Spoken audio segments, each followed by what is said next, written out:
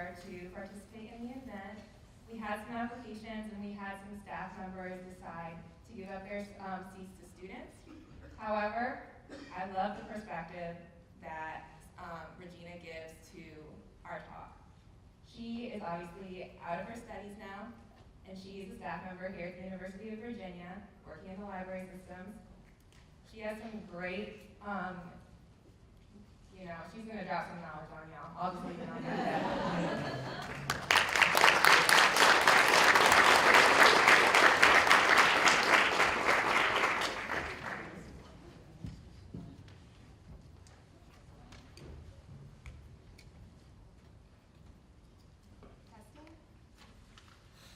Testing, y'all hear me? Yeah, maybe. Good evening. Can y'all hear me? Yes. All right, my name is Regina Carter, and I'm a Teaching and Learning Librarian in Clemens, okay? And this is my story. Growing up in rural Britain's Neck, South Carolina was not easy. I attended one of the poorest school districts in the state. Brits Neck School District 4 was so poor that it was featured in a documentary, Corridor Shame, which aired on public television. The school's physical structure was deteriorating, water-flooded bathrooms, and teacher turnover was high, particularly in the area of mathematics. As a result of being schooled in an environment where educational standards were subpar, coupled with the fact that no one in my family had gotten far in school, made the thought of attaining a college degree a distant dream, not a reality. My granddaddy could not read. My grandmother got to the 9th grade but had to trade in her school books for a sewing needle to make ends meet. Granddaddy and grandma raised 4 children, and not one of them went to college. But one got close. My mama was a mastermind who briefly studied at Tech.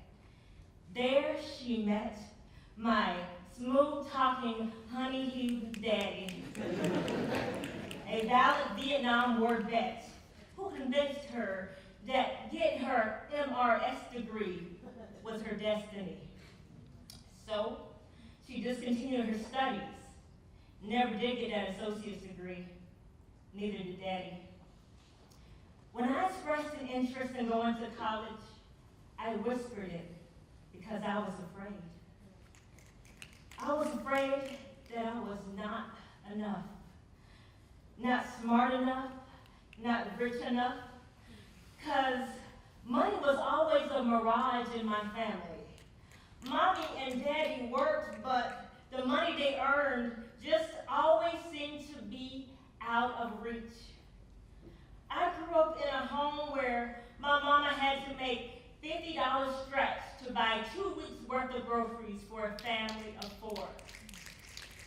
Whenever mama went grocery shopping, my sister and I always stood away from the register. We tried to distance and disassociate ourselves from the scene that was sure to unfold. For example, our mama would wheel up the cart that was brimming over with store brand food items to the cash register. As the cashier rung up items, she would tell them, "Oh, put this back, oh, put that back," simply because our family could not afford it. My sister and I would often cower in shame. This happened so many times that I dreaded going anywhere where we had to spend money, which is hard. As a defense mechanism, I came to expect less when I wanted more. Although I dreamt of going to college, I realized that thriving, not merely surviving post-secondary schooling, required that I undergo a psychological metamorphosis. I had to change the way I thought about myself and my situation. I could not allow my past to define my present or my future. Faith in God helped me to hold on and be strong when pressure became more than I could bear. The pressures of grades, the pressure of learning how to stretch my refund check to God's Grace Bill and Melinda Gates Scholar so I could send money home to my loved ones, and the pressure of knowing the difference between friends, frenemies, and outright enemies. Threatened to rob me of my sanity and my soul. Wisdom taught me this knowledge and this truth. Knowledge without understanding is useless. I needed book sense, common sense, and an unshakable sense of self. I cannot lie. College was complex, yet it was not unconquerable. Being over a decade removed from my undergrad studies has provided me with some solid insights. I would like to share these with you in the form of a letter. Dear phenomenal first-generation low-income scholars, if you are hearing this, it is not by happenstance. This moment in time has been divinely orchestrated with brilliant, bold, beautiful you in mind.